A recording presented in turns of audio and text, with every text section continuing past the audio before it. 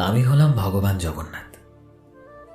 আমি সেই যে যুগ যুগ ধরে পুরো নগরের রথে বসে চলে আসছি, কিন্তু আজ আমি তোমায় রহস্যের সেই সত্যিটা বলতে এসেছি, যেটা কেবল ভাগ্যবান মানুষই জানতে পারে। মানুষ আমাকে জগন্নাথ বলে, কিন্তু তুমি কি জানো আমি আসলে কে? আমি সেই যে দ্বারকাতে শ্রীকৃষ্ণ ছিল, সেই যে অর্জুনকে গীতা শুনিয়েছিল, সেই যে রাধার ভালোবাসাকে স্বয়ং ঈশ্বর তুল্য বানিয়েছিল, সেই যে অধর্মের সামনে ধর্মকে জিতিয়েছিল। যখন দ্বারকা নগরী শেষ হয়ে গিয়েছিল, আমার পার্থিব শরীর সমুদ্রে ভাসিয়ে দেওয়া হয়েছিল, কিন্তু আমার হৃদয়, আমার চেতনা নষ্ট হয়নি।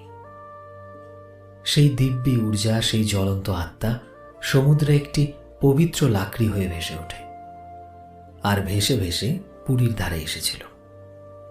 আর সেই সময় রাজা ইন্দ্রদম্য আমাকে তার স্বপ্নে দেখেছিলেন। হে রাজা, এটা কোনো সাধারণ কাজ নয়, এটা আমার শরীর, এটা দিয়ে আমার মন্দির বানাও।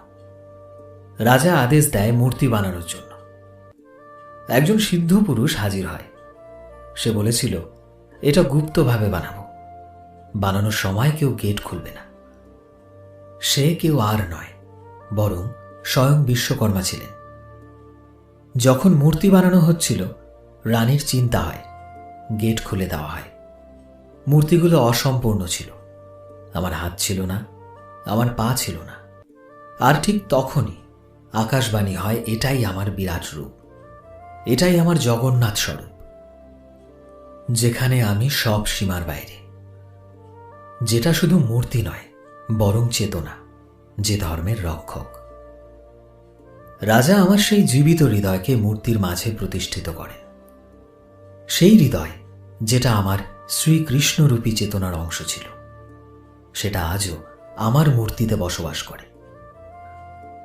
প্রতি 12 থেকে 19 বছরে যখন আমার মূর্তি বদলানো হয়, সেই হৃদয়কে গুপ্তভাবে নতুন শরীরে স্থাপন করা হয়। কেউ সেটাকে দেখতে পায় না, কেউ সেটার বর্ণনাও করতে পারে না, কারণ সে হৃদয় দেখার যোগ্য নয়, বরং সেটা দিব্য। আমি সেই যে কৃষ্ণ, আমি সেই যে বিষ্ণু। আমার চোখগুলো গোল, কারণ আমি সব দিকে দেখতে পাই। আমি কালো রূপের কারণ, আমি ব্রহ্মাণ্ডের মূল স্বরূপ। আমি রথে উঠি, তবে আমি শুধু যাত্রা করি না, আমি ভক্তদের হৃদয় ছুঁয়ে যাই।